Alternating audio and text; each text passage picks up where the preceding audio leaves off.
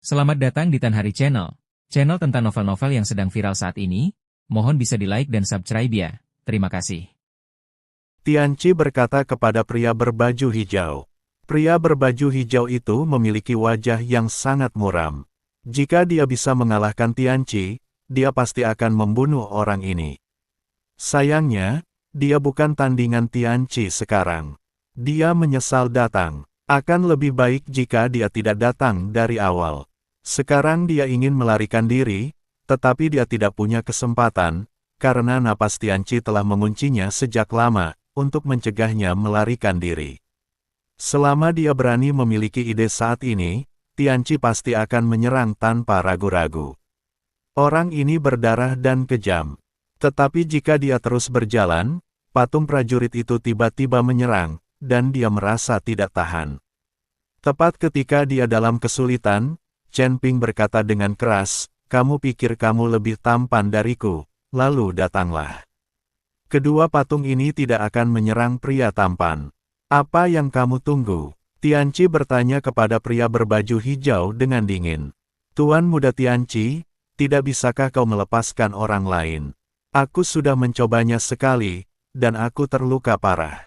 Pria berbaju hijau menolak. "Apa, jika kau tidak mencoba, apakah kau ingin aku mencobanya sendiri?" kata Tianqi dengan mata terbelalak. "Kau bisa." Pria berbaju hijau melihat sekeliling dan tidak bisa melepaskan tong yang lebih tua, lalu dia menatap tajam ke arah pria tua berjubah hitam di belakang wanita berbaju putih. "Kau bisa melepaskan mereka," kata pria berbaju hijau.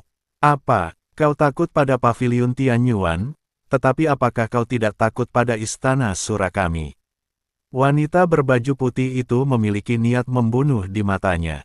Pria berbaju hijau itu menggigil dan terlalu takut untuk berbicara. "Ah!"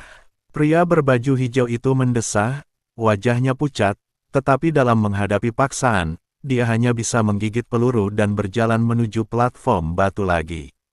Setiap langkah yang diambilnya, dia menatap kedua patung prajurit itu, takut mereka akan tiba-tiba bangkit. Namun, saat dia melangkah ke platform batu, boom, boom, kedua patung itu tiba-tiba membuka mata mereka dan menebas dengan pedang mereka. "Sialan!" Pria berbaju hijau itu meraung dan dengan panik mendesak semua kekuatan spiritualnya untuk melawan. Namun, pertahanannya seperti kertas di depan serangan patung itu dan hancur dalam sekejap. Engah! Darah menyembur keluar, dan pria berbaju hijau itu terpotong dan terpental keluar, menghantam tanah dengan keras, dengan luka mengerikan di dadanya, dan napasnya sangat lemah. "Kenapa hanya menyerangku?" gerutunya dengan marah dan tidak rela.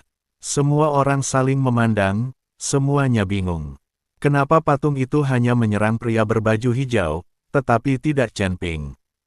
Tianqi mengerutkan kening, matanya menyapu bolak-balik antara Chen Ping dan patung itu, dan akhirnya berkata dengan dingin, "Sepertinya mekanisme serangan kedua patung ini tidak hanya berdasarkan jenis kelamin atau kekuatan." "Apa itu?" Wanita berbaju putih itu mengerutkan kening. "Mungkin, garis keturunan." Tianqi menyipitkan matanya dan menatap Chen Ping, mungkin ada sesuatu yang istimewa tentang anak ini. Jantung Chen Ping tergerak, tetapi permukaannya tetap tenang, mengangkat bahu dan berkata, "Mungkin itu hanya keberuntungan." "Ping." Tapi sekarang, pria berbaju hijau itu terluka parah, dan yang lainnya tidak berani mencoba dengan mudah. Satu-satunya yang bisa mendekati platform batu adalah Chen. Tianqi mendengus dingin, jelas tidak mempercayainya. "Pergi, buka 3 peti mati itu." Perintah Tianqi. Chen Ping meliriknya dan berkata dengan tenang, "Mengapa aku harus mendengarkanmu?" "Tidak mendengarkan." Mata Tianqi dipenuhi dengan niat membunuh, "Kalau begitu aku akan membunuhmu sekarang." Mo Qingyun dengan gugup menarik lengan baju Tianqi dan berbisik, "Kakak Tianqi, jangan impulsif." Mo Qingyun takut Tianqi benar-benar akan menyerang Chen Ping. Sekarang Tianqi dan tetua Tong bersama, Chen Ping jelas bukan tandingannya. "Aku akan mencoba." Wanita berjubah putih itu menatap Tianqi dengan jijik, lalu berjalan menuju panggung batu. Wanita berjubah putih itu berjalan sangat lambat, dan setiap langkah yang diambilnya menyebabkan riak-riak di kehampaan. Ketika sampai di panggung batu, wanita berjubah putih itu menarik napas dalam-dalam, lalu perlahan melangkah ke panggung batu. Pada saat yang sama, bola cahaya panas mengembun di tangan wanita berjubah putih, siap menyerang kapan saja untuk menghadapi serangan kedua patung prajurit itu. Namun, ketika wanita berjubah putih itu melangkah ke panggung batu, kedua patung prajurit itu tidak menyerangnya. Melihat ini, wanita berjubah putih itu tidak bisa menahan napas lega. Apa yang terjadi? Tianqi mengerutkan kening dan tampak sedikit malu. Wanita berjubah putih itu melambaikan tangannya, dan ketiga lelaki tua berjubah hitam itu juga berjalan menuju panggung batu. Ketiganya juga sangat berhati-hati, tetapi untungnya, kedua patung prajurit itu tidak menyerang. Melihat semua orang di Istana Sura telah mencapai panggung batu, Tianqi tidak tahan lagi. "Tetua Tong, saya akan mencoba dulu," kata Tianqi. "Ayo kita pergi bersama, kedua patung ini mungkin tidak akan menyerang lagi." Setelah mengatakan itu, Tetua Tong berjalan menuju panggung batu. Melihat ini, Tianqi mengikuti dari dekat bersama Mo Qingyun. Ketika mereka naik ke panggung batu, kedua patung prajurit itu tidak menyerang. Tianqi menatap kedua patung itu dengan heran, tetapi tidak berani melihat terlalu dekat. Tetapi tidak ada yang peduli padanya. Bagaimanapun, mereka bukan saudara atau teman, dan tidak ada yang akan membuang waktu pada orang yang tidak relevan. Chen Ping berpikir bahwa indera spiritualnya adalah yang paling kuat, dan dia tidak bisa menembus peti mati, apalagi yang lain. Pria berbaju hijau itu tergeletak di tanah, terluka parah. Melihat semua orang naik ke panggung batu dengan selamat, dia tertembak di jantung. Kenapa kau hanya mengincarku?" Pria berbaju hijau itu meraung marah. "Sudah kubilang, itu karena kau tidak cukup tampan," kata Chen Ping dengan tenang. Pria berbaju hijau itu memuntahkan darah karena marah dan pingsan. Semua orang berdiri di panggung batu, menatap tiga peti mati di depan mereka. Warna merah seperti darah yang mengalir di peti mati, serta bau darah, membuat semua orang sangat bingung. Wanita berjubah putih itu langsung memancarkan kesadaran spiritualnya, ingin mencari tahu apa yang ada di dalam peti mati itu. Tetapi kesadaran spiritual itu tidak dapat menembus sama sekali. Saat menyentuh peti mati, kesadaran spiritual itu menghilang. Semua orang mencoba, tetapi tidak berhasil. Wanita berjubah putih itu memperhatikan dengan saksama rune misterius di peti mati itu, tetapi tidak dapat memahaminya sama sekali. Tetua Tong perlahan berjongkok dan mempelajarinya dengan saksama. Tianqi memperhatikan dari samping dan tidak berani mengatakan sepatah kata pun. Chen Ping menarik Mo Qingyun ke samping. Jika ada yang aneh dengan peti mati ini, mereka bisa melarikan diri terlebih dahulu. Meskipun relik ini memiliki peluang, namun juga disertai dengan risiko. Anda harus tahu bahwa peluang dan risiko berjalan beriringan. Senior, apakah Anda tahu relik ini milik sekte mana? Chen Ping bertanya kepada Raja Iblis Awan Merah.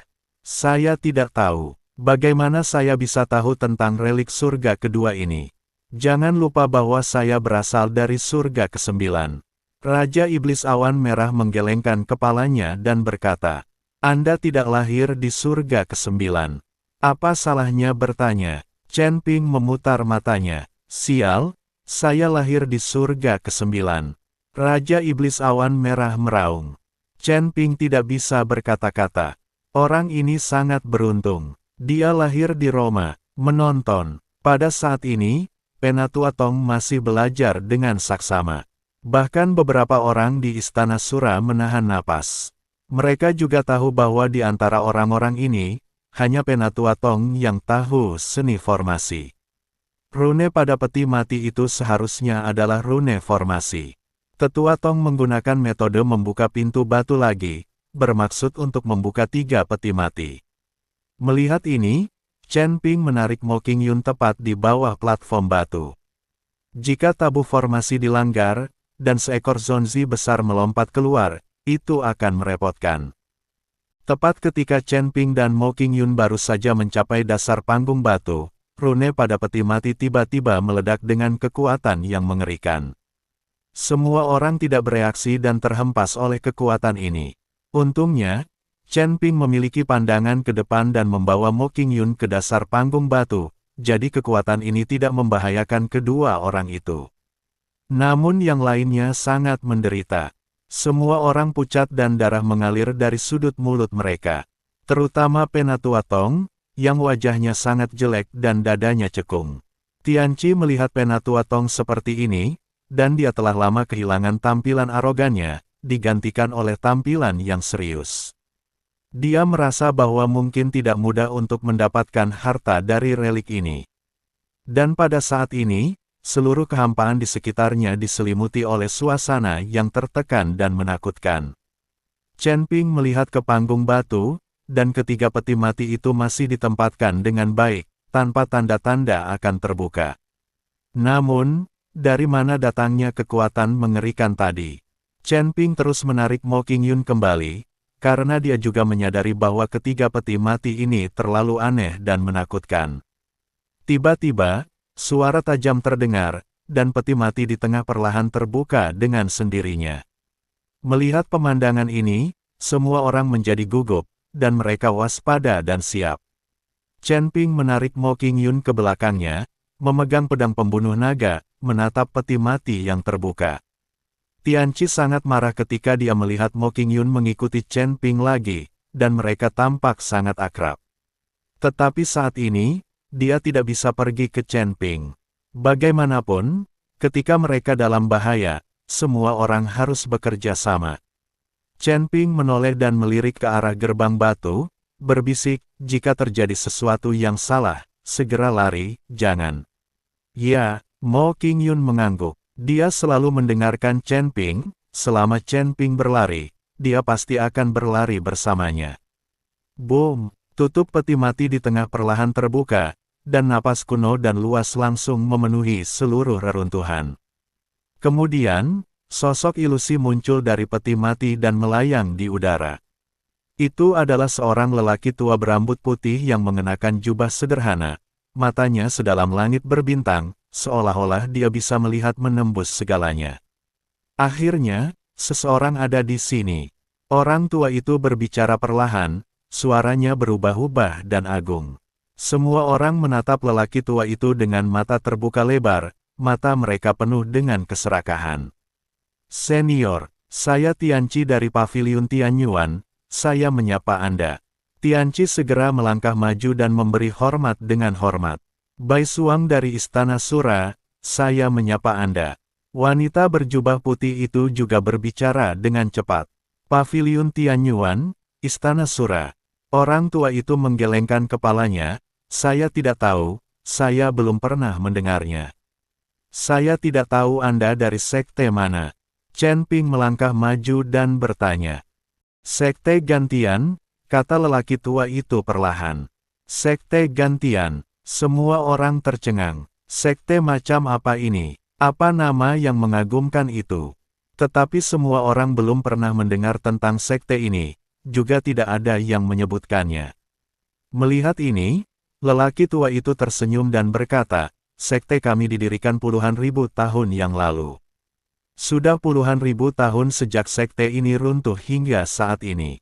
Kalian anak-anak kecil tentu tidak mungkin pernah mendengarnya. Tetapi langit pertama, kedua, dan ketiga dari surga ini semuanya dibuka oleh sekte gantian kami. Kata lelaki tua itu. Apa? Semua orang terkejut. Senior, apakah sekte gantian Anda bermaksud menentang kehendak Tuhan? Tanya Chen Ping. Ya, itu menentang kehendak Tuhan. Awalnya, hanya ada 33 lapisan surga di surga ini. Sekte gantianku secara paksa membuka 3 lapisan surga. Jika bukan karena kami, para kultivator di bawah tingkat transformasi abadi tidak akan dapat mencapai surga kecuali mereka naik. Akulah yang menciptakan 3 lapisan surga dan menetapkan aturan. Mereka yang memiliki bakat luar biasa yang lulus ujian dapat dituntun ke surga. Orang tua itu berkata perlahan. Mendengar perkataan lelaki tua itu, semua orang terkejut, wajah mereka penuh dengan ketidakpercayaan. Tidak seorang pun dari mereka mengira bahwa 3 surga benar-benar dibuka oleh lelaki tua di hadapan mereka. Dulu, surga hanya memiliki 33 surga. Mampu membuka dunia di surga menunjukkan kekuatan lelaki tua ini. Tidak heran dia disebut Gan Tianzong. Dia benar-benar membuat surga. Lagi pula, tidak seorang pun dari orang-orang di hadapan mereka ini tahu apa yang terjadi puluhan ribu tahun yang lalu. Mereka juga tidak tahu apakah yang dikatakan lelaki tua itu benar atau salah. Senior, apakah yang dikatakan lelaki tua ini benar? Chen Ping hanya bisa bertanya kepada Raja Iblis Awan Merah di lautan kesadarannya. Lagi pula, orang ini telah tinggal di surga ke-9 selama bertahun-tahun, jadi dia tahu lebih banyak. Namun siapa sangka Chen Ping baru saja bertanya di lautan kesadarannya, dan lelaki tua misterius itu tersenyum tipis dan berkata, "Kau tidak perlu bertanya pada jiwa di lautan kesadaranmu, dia juga tidak tahu, karena dia juga tidak setua itu."